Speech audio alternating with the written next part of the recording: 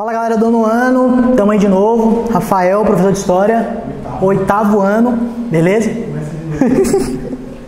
Vou começar?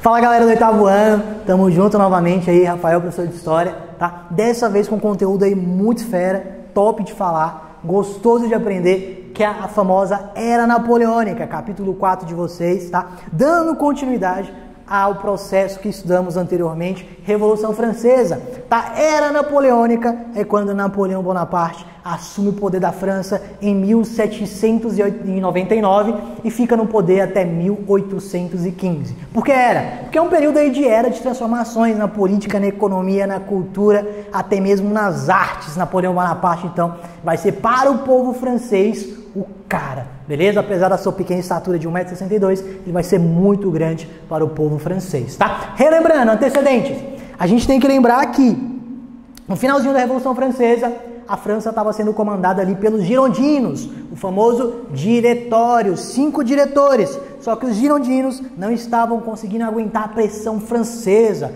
alta inflação, recesso na economia. Todo esse processo é importante, principalmente altos impostos, para tentar manter a França de status do processo revolucionário. Então eles gastavam bastante.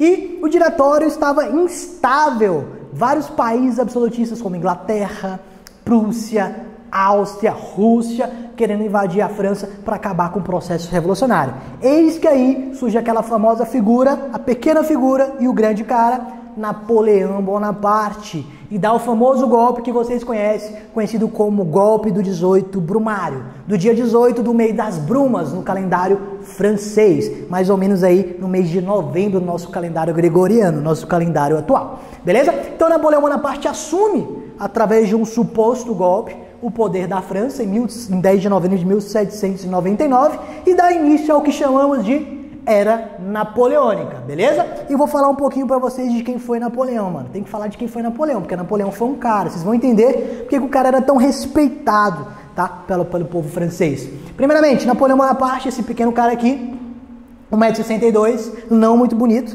tá? Não tinha muita fama com as mulheres, tá? Ele, com 9 aninhos de idade, ele já ingressa no exército, cara. Já ingressa no exército. Beleza?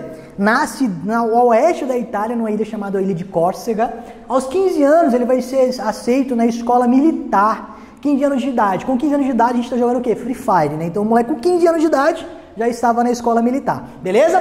Com 16 anos ele já vai para a França, se torna aí tenente do exército em Paris, mano. 16 anos de idade. Então você já começa a perceber, poxa, o cara era fera. O cara era muito fera. E com 16 anos de idade ele já começa a fazer guerras. Começa a fazer várias e várias guerras em nome da França. Ele é responsável por pôr fim à Revolução Francesa, beleza? E aos 24 ele se casa com a ruiva que não era apaixonada por ele. Como eu disse pra vocês, muitos casamentos naquela época eram casamentos por interesses territoriais, religiosos e políticos. Uma mulher, uma ruiva, era até bonitinha, chamada Josefina. Com 24 anos de idade, então, ele deixou de fazer parte do clube aí dos solteiros, né? E aos 30 anos, então, ele tomou, né, o poder ali com consulado, em 1799, trintão, né? A idade fera. Então ele bota fim à Revolução Francesa e inicia o que chamamos de consulado. E aos 35, ele se autocoroa como imperador. Já eu explico para vocês o que significa esse autocoroamento, beleza? Então, Napoleão Bonaparte, o que você tem que saber sobre ele, que é importantíssimo, cai muito em vestibular, velho? Fases do governo de Napoleão. Muito importante, são 3 fases. Primeira fase, consulado, 1799 a 1804. E a fase mais importante do governo de Napoleão. Por quê, cara? Dentro desse consulado, vai ser onde ele ganha o status de populista. Por quê?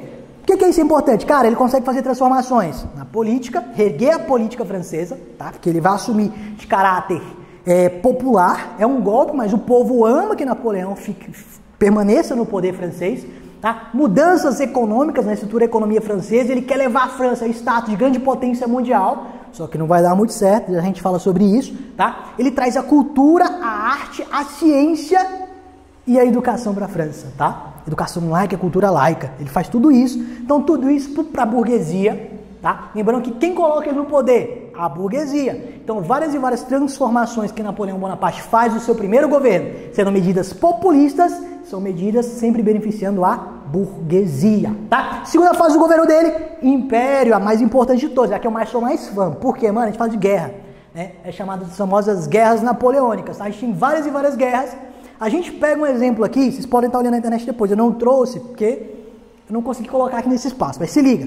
Se você pegar um mapa mundi da Europa, antes da Revolução Francesa, ele vai ser 1. Se você pegar um mapa mundi da era napoleônica, do período do Império, das guerras napoleônicas, você vai ver que Napoleão Bonaparte, velho, conseguiu fazer várias e várias anexações territoriais. Ou seja, a Europa, ela mudou. Ela é outra Europa. E o governo dos 100 dias, mano, dura aproximadamente 100 dias, tá? Por isso que tem governo dos 100 dias, beleza? É onde, ao final, dá o status de Napoleão. Napoleão ali vai bater as botas ali, beleza? Morre com 52 anos de idade, a gente fala sobre isso também. Vamos falar agora da primeira parte do governo, as medidas econômicas e políticas que foram, né, feitas por Napoleão Bonaparte dentro do consulado. Primeiramente, professor, o que é consulado? Eu não sei, sabe? Consulado é de origem romana, tá? Consulado é um cargo governamental, uma espécie de governador, que vai ser chamado de cônsul, tá? O consulado de Napoleão, caras, eram 3 cônsuls, tá? Primeiro cônsul, segundo cônsul e terceiro cônsul. Ah, não sei o segundo nem o terceiro, não precisa saber, precisa saber do primeiro, que era o mais importante e o mais poderoso, que era Napoleão Bonaparte, beleza? Então, professor, consulado, formado por 3 cônsuls, a primeira fase do governo de Napoleão, sendo Napoleão o cônsul vitalício, vai ser abordado isso em um plebiscito, uma consulta popular, beleza? E Napoleão Bonaparte, então, vai ser o primeiro cônsul. Como o primeiro cônsul, ele tem muitos e muitos poderes. E nesses poderes, ele pode propor leis, tá? Ele pode pôr a lei que ele quiser dentro da França, ele vai fazer isso, ele vai criar um código civil napoleônico, tá? Ele vai declarar guerra a quem ele quiser, as guerras napoleônicas, mano. Então ele declara guerra a quem ele quiser. Vai ser treta cabulosa, já sei tudo isso aí. E firmar acordo de paz, que ele vai tentar firmar com alguns países, e muitos países vão tentar firmar com ele com medo dele, né, velho? E por último, nomear para cargos públicos, administrativos. Ele pode nomear quem ele quiser, tá? Professor, mudanças populistas que ele fez nesse período. Primeiro, cara, o museu. Quem trouxe a ideia de que é um museu foi Napoleão Bonaparte. Napoleão Bonaparte vai pegar palácios franceses, que naquela época da Revolução, a burguesia, os camponeses nunca poderiam pisar o pé, mano, era algo de luxo. Então ele pega, confisca aqueles palácios, vai pegando todos os artefatos históricos da Mesopotâmia, Egito, Grécia e Roma, que eram regiões que ele andava bastante, saqueando aquelas regiões, até mesmo América do Sul, tá? Plantas ele vai trazer também, peixes, animais, vai empalhar, a fauna e a flora, ele vai trazer tudo isso para onde? Para a Europa, para a França. E vai dar a oportunidade do povo ter acesso a isso, ou seja, a cultura. Então o povo francês, por mais humilde que fosse os camponeses ali, nunca teria oportunidade de sair de dentro da França, conhecia cada parte do mundo graças a Napoleão Bonaparte. Então ele dá a oportunidade da educação, da cultura ao povo. Então a galera fica fã de Napoleão, porque o Napoleão era um cara que pensava em todos. Beleza? E além disso, vai ter um plebiscito aí, em 1802, que vai considerar Napoleão Bonaparte um cônsul vitalício, ou seja, ele ia ser o cônsul da França até o dia da sua morte, até o dia, né, que ele morresse, ele seria o cônsul da França. Isso é muito bom. Quem votou nisso, eu botei em vermelhinho, porque plebiscito é quando você faz uma consulta popular, o povo concorda com a decisão que você vai tomar. E ele tinha uma ideia, tornar a França a maior potência mundial. Conseguiu? Não. Por quê? Porque a primeira e a maior potência mundial que a gente tem da Europa é a Inglaterra, que nós estudamos. Rainha dos mares, a Rainha Elizabeth I. Vai ter uma marinha, a maior marinha do mundo até os dias atuais, uma das maiores marinhas do mundo, tá? A gente tem que lembrar, a Inglaterra não é bem na Europa, é um pouquinho afastada. Para você chegar na Inglaterra, você tem que chegar por água, você tem que navegar. E como Napoleão tinha um grande exército terrestre, ele não tinha uma marinha muito boa, então nunca vai conseguir chegar na Inglaterra. Ele vai adotar medidas para que isso fosse acontecer. Beleza? Aspectos econômicos, tá? O que ele faz na economia para tentar reerguer a economia francesa, velho? Se liga. Ele vai criar o Banco da França em 1800, tá? Qual a função do Banco da França? Fazer moedas, emitir essas moedas, fazer empréstimos à burguesia, para que essa burguesia esquecesse o caráter rural, o caráter agrário da França e voltasse para o aspecto industrial, ou seja, uma revolução industrial dentro da França através do banco. Então o banco ele vai ser importante, que o banco vai emprestar dinheiro para essas pessoas e ele vai investir agora num processo industrial. Tá? Ou seja, o financiamento de indústrias. E agora a França também vai ser um dos países da Europa que vai ter produtos industrializados para concorrer fortemente com a Inglaterra. Tá? E além disso, Obras públicas, tá? Como estrada, escolas, pontes, isso gera emprego, mano. Então isso é importante. Então Napoleão vai ser um cara que dentro do governo consulado dele, ele consegue um populismo muito, muito grande, beleza? Professor, processo de recuperação econômica, como? Criação de indústrias. Só que pera aí, quem é a grande potência? Inglaterra. Então pensa comigo, o exemplo da padaria que eu costumo usar bastante. Se liga, tô no Gama, montei uma padaria. Só tem eu aqui de padaria. Eu posso fazer o pão do jeito que eu quiser, da qualidade que eu quiser e vender pelo preço que eu quiser. Show? Se liga. Lei da oferta e da procura. Show. Só que aí vem um outro cara, abre uma padaria em frente à minha. Só que esse cara, mano, ele chega com um produto barato, com os pães de melhor qualidade e começa a tomar os meus clientes. Beleza. O que eu teria que fazer na lei do livre comércio? Eu teria que melhorar minha qualidade e abaixar meu preço para poder concorrer com ele. Só que essa padaria agora não é minha mais. Chegou Napoleão Bonaparte. Napoleão Bonaparte produz o pão. Ele não quer baixar o preço, não quer melhorar a qualidade dos produtos. Ele faz o quê? Vai lá na padaria do vizinho e quebra a padaria do vizinho na porrada, tira porrada e bomba, guerra. Acabou com a padaria do vizinho, agora só vai ter a dele. Então é isso que Napoleão queria fazer. Napoleão falou o seguinte, mano, eu criei indústria. Só que não só existem minhas indústrias, existem as indústrias na Inglaterra. Então o que eu tenho que fazer? Eu tenho que ir lá na Inglaterra, quebrar a Inglaterra. Que as pessoas que viviam, os países que eram dependentes economicamente da Inglaterra, como Rússia, Áustria, Prússia, tá? Eles não iriam mais comprar da Inglaterra, e sim comprar agora da França, beleza? Mas isso não dá muito certo, já a gente fala disso, se liga, tá? Consulado, aspectos sociais, ele cria o Código Civil Napoleônico, cara, um conjunto de leis.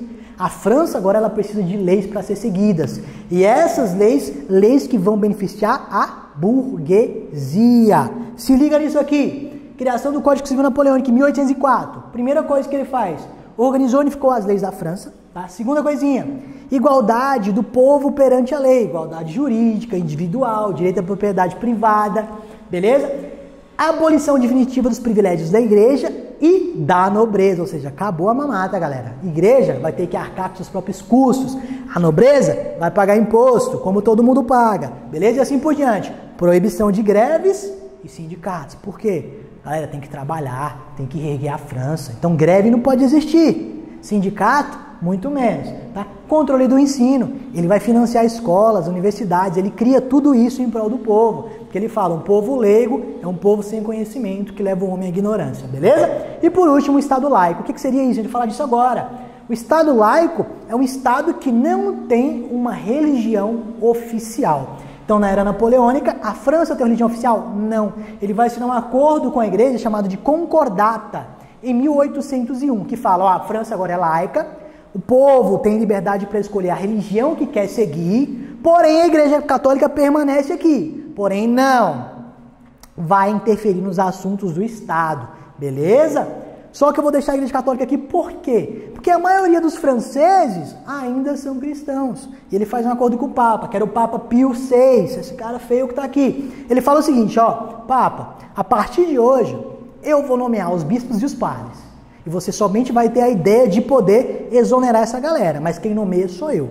Então ele vai escolher de pessoas de confiança dele para ficar dentro da própria igreja. Ou seja, Napoleão interfere em alguns assuntos da igreja, mas a igreja não pode interferir nos assuntos do Estado de Napoleão. Beleza? Então isso é concordado, um acordo entre Estado e igreja. Lembrando que o Estado agora é laico, mas a igreja permanece dentro da França porque muitos franceses ainda eram cristãos. Beleza? E ele falava que tinha a ideia de que a igreja assegurava a paz, né? Pregava a igualdade, fraternidade e liberdade, que era o lema da Revolução Francesa. Show? Podemos seguir? Se liga. O Império Napoleônico, mano, acabou o consulado. Você percebeu então que Napoleão considerou o pai da galera, né? Fez transformações aí, estruturas sociais, econômicas, políticas, administrativas. A galera falou, pô, Napoleão é o cara. Beleza. Aí tem aqui uma imagem que eu trouxe pra vocês. Em 1804 começa o império dele, mano. Muitos historiadores usam essa imagem aqui, que foi uma pintura, tá? Obviamente, não foi uma foto, que fala que ele se autocoroou. Como assim se autocoroou, mano? Quem coroava a galera naquela época era a igreja. Só que Napoleão, ele faz um plebiscito, fala, galera, vocês desejam que eu, Napoleão Bonaparte, nascido na oeste da Itália, na ilha de Córcega, me torne imperador de vocês, é o povo. Quero Napoleão. Beleza. No ato de sua coroação, ele pega a coroa da mão do Papa e coloca na sua cabeça. pega a coroa na mão do Papa e coloca na cabeça da sua esposa, Josefina. Essa autocoroação quer dizer que ele se autoproclamou imperador, tá? Mas está dizendo assim que ele está tirando o poder da igreja e colocando a coroa mesmo na cabeça dele. Então se diz a autocoroação dele. Mas assim, aí você pensa comigo, poxa, a França agora vai virar um império novamente, absolutista. Não, mano, não vai. Mesmo sendo um império, não vai ser igual antes da Revolução, tá? Ele vai trabalhar com valores de liberdade, igualdade e fraternidade. E nesse império dele aqui, mano, que é a época das guerras napoleônicas, o que rola? Tá? Vai ser aonde ele começa a caçar os países que eram absolutistas. Inglaterra, Áustria, Prússia, Rússia, porque ele falou o seguinte, meu irmão, a gente acabou com a França que era absolutista, mandou o rei Luís XVI para a guilhotina, agora eu não vou deixar nenhum país da Europa ser absolutista. Dentro do meu império eu vou começar um processo de guerras. Trouxe para vocês características desse processo. Grandes anexações territoriais, que ele começa a invadir países que eram considerados absolutistas. Tá? Ele vai invadir Prússia, Áustria, país ali de Córcega, ali da Itália, ele conquista a Itália, muito importante a gente lembrar disso, tá? E ele começa aquele processo de desenvolvimento industrial, igual eu falei para vocês, só que para concorrer com a Inglaterra não tinha como. O que ele faz então? Ele decide invadir a Inglaterra, só que dá certo? Eu já falei para vocês que não dá. Napoleão vai ter um exército cabuloso, muito grande, só que a marinha da Inglaterra era muito superior, e para chegar na Inglaterra era pro mar. É questão geográfica, velho. Então a Inglaterra não deixava Napoleão Bonaparte invadi-la. Então o que Napoleão Bonaparte fala? É o seguinte, mano, já que eu não consigo invadir a Inglaterra, eu vou invadir os países que são aliados à Inglaterra. Olha o exemplo. Em 1803, a Inglaterra, a Áustria e Prússia se uniram e declararam guerra à França.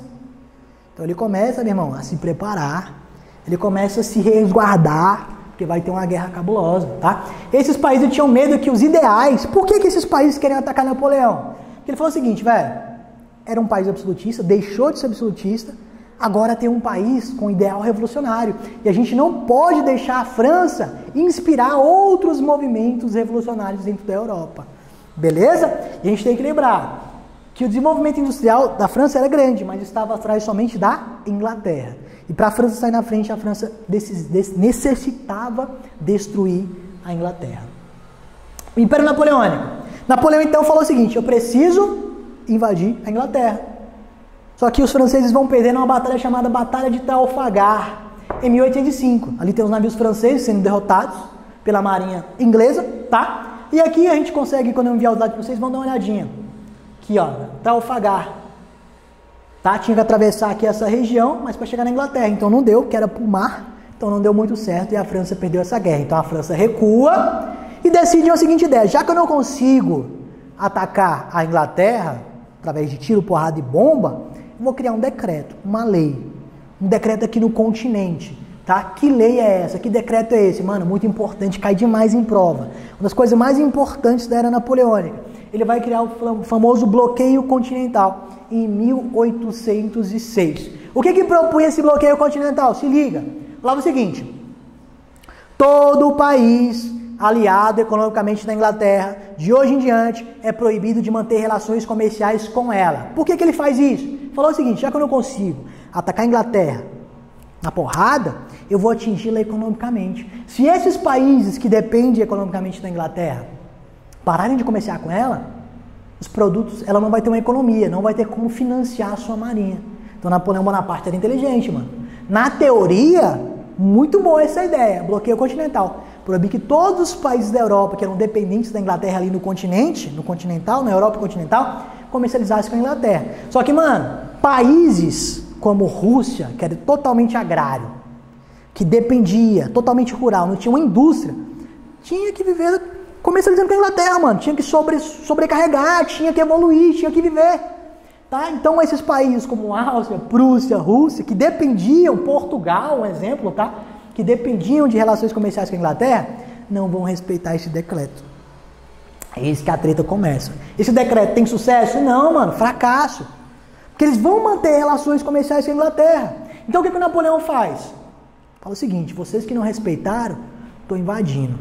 E ele vai começar, tá? Ou seja, a observação ali que eu botei importante para vocês. Os países respeitam o bloqueio, pois dependiam dos produtos manufaturados. E o que Napoleão faz? Começa a invadir os países que desrespeitaram o bloqueio continental. Beleza? Consequência. Um exemplo, tá? Prússia desrespeitou, invadir. Áustria, invadir.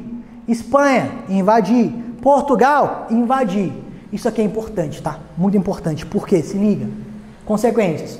Portugal desrespeita o bloqueio continental. Eu posso dizer para vocês, cai muito em prova, tá? Que indiretamente a era napoleônica ela vai antecipar o processo de independência do Brasil. Por quê, professor? Mano, Portugal desrespeita o bloqueio. Portugal, para não ter a sua região invadida, Portugal pega tudo que tinha de valor em Portugal e foge para o Brasil. Vaza para o Brasil. Chega no Brasil em 1807. Beleza? O que acontece? A França invade Portugal, então. A família real e toda a sua corte vaza para o Brasil com medo de Napoleão, velho. Com medo de Napoleão. E antes disso, ao chegar em Portugal, França passou na Espanha, que é caminho, né? Então passou na Espanha, destronou o rei e colocou no poder o seu irmão, José Bonaparte. E o povo espanhol, mano, ficou bolado da vida. O que você pensa? Agora um francês, ser rei da Espanha, treta em direção, depois partiu a Portugal. Beleza? E quem trouxe, né, a família real portuguesa para o Brasil foram os ingleses. Não de graça, tá? Teve uma troca.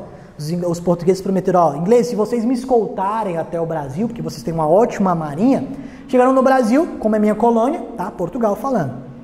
Eu vou abrir os portos comerciais para que as nações venham até a América para poder comercializar com vocês. E Portugal faz tudo isso porque Portugal dependia dos produtos ingleses, dos produtos manufaturados. Tá? Vocês vão estudar isso quando a gente for falar da história do Brasil, que é importante, mas eu quero que vocês entendam que tem relação, tá? A França ali, todo o processo da era napoleônica com a chegada dos portugueses no Brasil, beleza?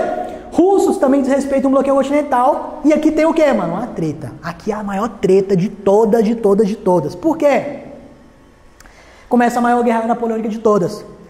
A Rússia, se você pegar, mano, a Rússia é gigantesca, tá? A Rússia é gigantesca, e tem várias regiões da Rússia que são regiões extremamente geladas. Um exemplo, Sibéria, mano, frio demais, é inabitável a Sibéria, é muito frio. Então, quando a Rússia falou o seguinte, mano, a Rússia falou, Napoleão tá chegando aí. Napoleão prepara mais ou menos 600 mil soldados para invadir a Rússia, véio. Aí os caras falaram, já era, velho, acabou. Só que os russos, em sua minoria, eram inteligentes. Quem conhece mais a Rússia do que os próprios russos? Então, os russos falaram o seguinte, eles vão adotar uma tática de guerra chamada tática da terra arrasada. Quando Napoleão chegou na Rússia, mano, começou a caminhar dentro da Rússia, ele encontrava na Rússia nada. Só encontrava destruição, tudo quebrado, não tinha alimento, então ele começou a caminhar, não encontrava nenhum soldado. Começou a caminhar, começou a chegar nas regiões frias. E eu costumo dizer que quem ganhou essa guerra para a Rússia foi um general. Uma piadinha, tá? General Inverno. Ou seja, quem derrotou Napoleão foi o frio, foi o inverno, velho. Porque Napoleão andou tanto para dentro da Rússia, nas regiões geladas, procurando o exército russo, que ele não encontrou. Os russos iam recuando assim que o exército francês chegava, recuando e destruindo tudo que tinha na frente, mano. Plantação, comida, iam pegando tudo. E quando o exército já estava sem forças, fraco, desabilitado, os russos começaram a atacar. Tá? Só que aí muitos soldados já haviam morrido, tá? Um exemplo. Já haviam morrido por doenças, já haviam morrido de frio, já haviam morrido de fome. E Napoleão é obrigado a fazer o quê? Recuar. Vocês vão comparar isso, muita semelhança disso, cara, com Hitler. Hitler pede uma guerra dentro da União Soviética. Aí vocês vão falar, poxa, Napoleão Bonaparte não conhecia geografia, para saber que o território russo era muito gelado, em algumas regiões. Aí você vai falar, pô, então Hitler não conhecia de história, porque Hitler gostava de Napoleão, mas não sabia da história de Napoleão, que Napoleão perdeu uma guerra por causa do frio dentro da Rússia. Tá? Vocês vão fazer essa comparação lá na Segunda Guerra Mundial, quando a gente estiver estudando a Segunda Guerra Mundial, beleza? Então, Napoleão Bonaparte recua, beleza? Recua, volta para a França, e aí a Rússia, mano, vai formar a famosa Sexta Coligação. Rússia, Inglaterra, Áustria e Prússia. E vencem Napoleão na guerra. Mano. Então Napoleão é preso. Napoleão perde a guerra porque já estava sem soldados, fraco, debilitado. E vai ser preso e levado para ser preso aqui numa ilha chamada Ilha de Elba. Triste Napoleão. Então Napoleão perde a guerra dentro da Rússia por causa do frio, por causa da tática adotada pelos russos. Recua. Depois França, Prússia, Áustria e Rússia formam a Sexta Coligação. Prendem Napoleão e vão deixar ele exílio em uma ilha. pertinho da Europa ainda, chamada Ilha de Elba. Só que, segundo as histórias, Napoleão conseguiu fugir dessa ilha. Segundo uns dizem que os ingleses soltaram ele, mercenários. Segundo outras fontes históricas, os franceses conseguiram libertar Napoleão. Segundo outras teorias, que Napoleão conseguiu fugir. Irmão, aí dá início agora o final do Império, quando ele é preso. Aí começa a última fase do governo. É chamado governo dos 100 dias. O que esse governo fala, velho? Se liga, tá? Napoleão, ele volta do exílio em Elba, beleza? E volta para a França. Quando ele volta para a França, quem estava no poder era Luís XVIII, irmão de Luís XVI, que havia sido guilhotinado. Luís XVIII, quando descobre que Napoleão tinha chegado na França, conseguiu fugir do exílio, Luís XVIII pega as coisinhas dele, ó, mete o pé, beleza? Se liga nisso. A população vê que Luís XVIII no poder é um retrocesso. Então, quando Napoleão chega, mesmo tendo matado muitos soldados, a população recebe Napoleão Bonaparte de braços abertos. Porque Napoleão era um cara muito populista entre os franceses. Lembra que eu falei para vocês do populismo dele? Tá? Então, ele retoma o poder, aclamado pelo povo, aquela atenção. Após ele assumir o seu governo, durou apenas 100 anos. Por quê? Porque ele foi burro. Em vez de ele chegar e falar, ó, perdi a guerra, vou ficar na moral, vou me aposentar, vou curtir a minha vida. Não, o que ele faz? Irmão, vou me vingar. Vou pegar os caras agora de jeito e vou quebrar geral. E aí que dá treta. Por quê? Porque ele não consegue, né? E por isso que o governo dele dura apenas 100 dias.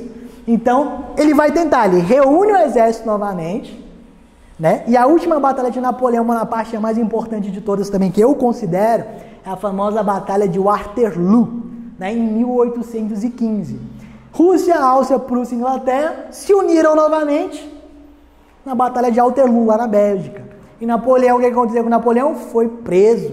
Só que dessa vez Napoleão vai botar numa ilha lá no final, lá perto da América praticamente, perto da África, tá? Chamado Ilha de Santa Helena. E lá nessa ilha, ele vai ficar até 1821, até o dia da sua morte. Tá? Que ele vai morrer, segundo a fonte mais recente, que ele morre de úlcera gástrica, por causa da má dieta que ele fazia, de câncer no estômago, melhor dizendo. Beleza? Então finalizou, Napoleão Bonaparte morreu, acabou os 100 dias, e inicia-se o Congresso de Viena. Costumo falar para vocês, todo final de guerra existe tratados de paz, tá? E esse Congresso de Viena vai ser feito em Viena, tá? Na Áustria, beleza? As potências, como Inglaterra, Áustria, Prússia, vão se unir. Qual o objetivo? Os vencedores, tá? Reorganizar o mapa, né? Ou seja, pegar os territórios que haviam sido conquistados pela França e devolver aos países pertencentes. É aí que entra Portugal. Um exemplo. Todos os territórios foram devolvidos. Aí quando chega a vez de Portugal, a Inglaterra fala, ô Portugal, tu não vai pegar Portugal de volta não, o Dom João VI. Por quê? Porque tu fugiu de Napoleão, mano. Vou falar, ele pega e fala o seguinte, ó, fugir não. Eu estava no Brasil, porque o Brasil é meu segundo reino. Ele vai equiparar o Brasil a Reino Unido, a Portugal, Algarves, justamente para não perder Portugal no Congresso de Viena. Estratégia também de Portugal, tá? Ou seja, o objetivo, restaurar a ordem absolutista.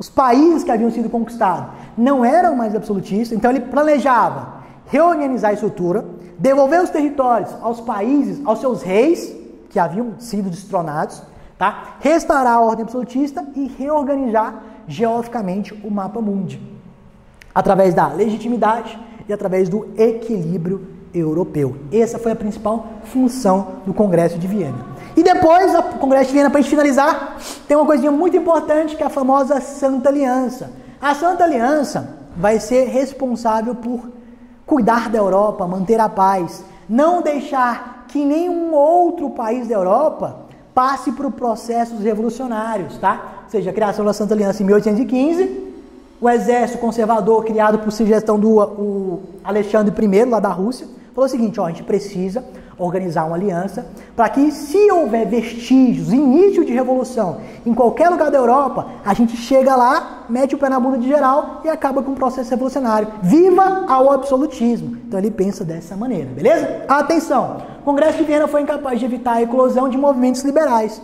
A gente vai ter a Inconfidência Mineira, a gente vai ter outra Revolução Francesa em 1889, tá? Ou seja, Santa Aliança foi eficaz? Não! Mas o objetivo era manter a paz e evitar processos revolucionários liberais de caráter dentro da Europa. Galera, então acabou, valeu, tamo junto, tá? Espero que vocês gostem, é um conteúdo bastante agradável, né? Tamo junto, valeu!